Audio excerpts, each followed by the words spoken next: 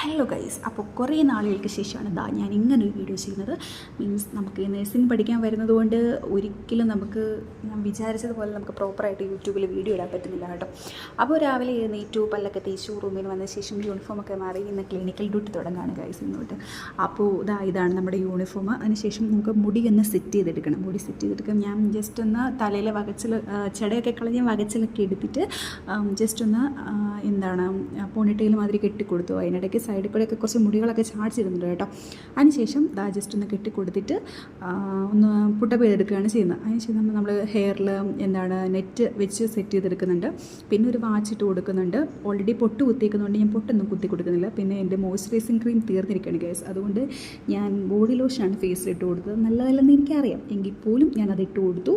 പിന്നെ ഒരു lip balm apply ചെയ്തു. പിന്നെ ജസ്റ്റ് കണ്ണൊന്ന് എഴുതി കൊടുക്കുന്നുണ്ട് കേട്ടോ. നൊസ്റ്റാൾജി ഫീൽ ചെയ്യാനായിട്ട് കൺമിഷി ആയിക്കോട്ടെ എന്ന് ഞാൻ വിചാരിച്ചു. അപ്പോൾ അത്രയേ ഉള്ളൂ. ഇനി ഞാൻ ഫുഡ് കഴിക്കാൻ പോവാണ്.